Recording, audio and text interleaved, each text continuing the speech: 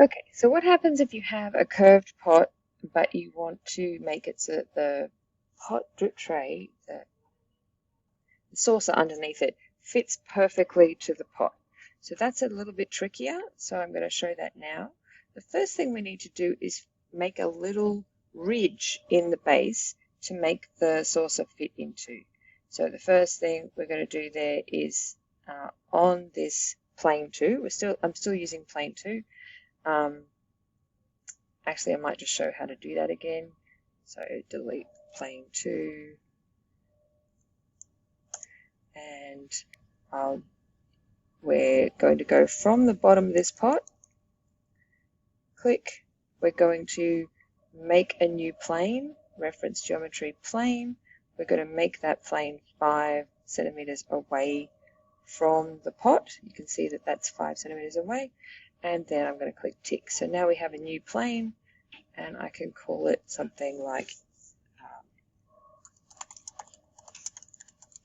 it just helps to have, I think, have a little bit of distance between the two. But I do actually want to have the plane and the new saucer and the base of the pot match together perfectly. So on this, I'm going to draw, on the base of the pot, I'm going to draw a new circle. Okay, from the middle and all the way out. Now I want this to be 3 mil smaller than the size of the radius of the circle, of the base of the pot. So if you don't know what the radius of your base of your pot is, you're going to need to go and find that out. And then remember that this is measuring diameter.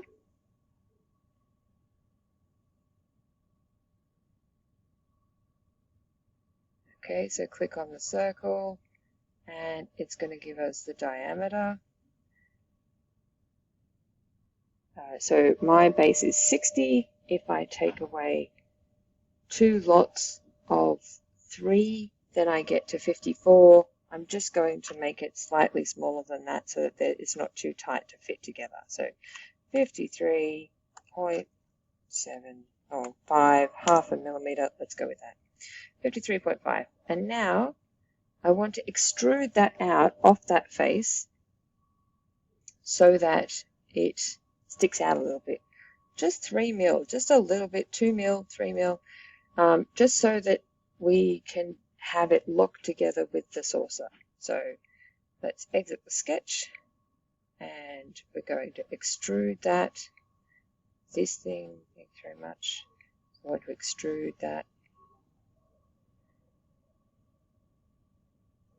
Extrude, and then I want to extrude, let's go with 2 mil. And you can, remember, you can tilt to see what's going on. It's definitely going down, that's what we want to happen, and 2 mil. All right, so now we can cut a hole through this base.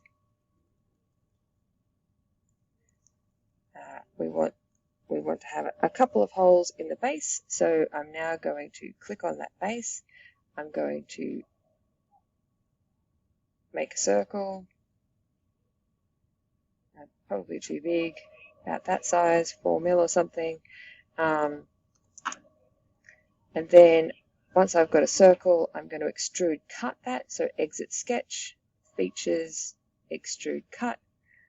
I'm going to select sketch 8. And then I don't want it to only cut 2 mil. So let's tilt it and check that we're going all the way through. We're not going all the way through, so we want to go all the way through. It doesn't matter if it's too big. And then I click tick. And when I tilt back, you can see that there is now a hole through the middle of my pot. Now, I want to have a bunch of those holes, not just one of them. So I'm going to click linear pattern, and the little arrow underneath gives me a selection box, and I'm going to choose circular pattern. And what it's asking me is what kind of shape do you want it to pattern around, and I want it to pattern around the circle. So I clicked on the circle, You can choose the individual spacing for your holes, or you can get it equally spaced around the circle. I want it to be equally spaced around the circle, so that's what I've chosen. And I think 5 is probably the right number of holes, I'm guessing. And then click tick, and you'll notice that I now have 5 holes punched through the bottom of my pot. Okay, so now I need to make a drip tray that's going to perfectly match up with that ridge that I've made in the bottom of the pot there. Okay, and we know that the width of our walls when we cut it out, the width of our walls is always going to be 3 mil. So I'm going to click on the drip tray plane because I'm going to draw on this. Now sketch, I want to sketch a circle. I want that circle to be exactly the same size as my original base of the pot. In my case, that's 60 mil. I'm going to tick that. Right, so now I have, just let me zoom out. There you go. You can see that there's a drip tray circle sitting on that drip tray plane below my pot. Okay, so now I want to exit that sketch and extrude it up. So features, extruded boss base. I'm talking about this last sketch that I did, and I want that to be extruded up. Now I think about 1 centimeter, but maybe 8 mil. It's got to be a little bit more than 2 mil because that's how much our little ridge is. So let's have a look at 8 mil, see what we think.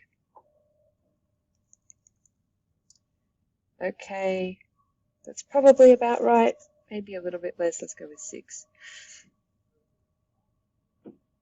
So once we have the 6, probably it has to be 8 because we're going to have 3 mil base to this dish, and then we're going to have a gap and then 2 mil here. So I think we want that gap to be more than 1 millimeter. So 8 mil is about right. You can go a little bit bigger, a little bit smaller. If you make it too small, it won't fit together. Okay, so now we're going, once we've extruded that, we're going to shell it out. So let's have a look. We now have a drip tray that doesn't have anywhere for it to fit, but it's there. And now I'm going to shell that out. So click that top button, that top face, sorry, and then click on shell. Make sure it's shelling at 3 mil and click on tick. And now that 3 mil is going to match with that 3 mil ridge we've left there, and then your saucer is going to fit underneath your pot almost perfectly. Okay? Alright, that was the tricky one. There is an easier version.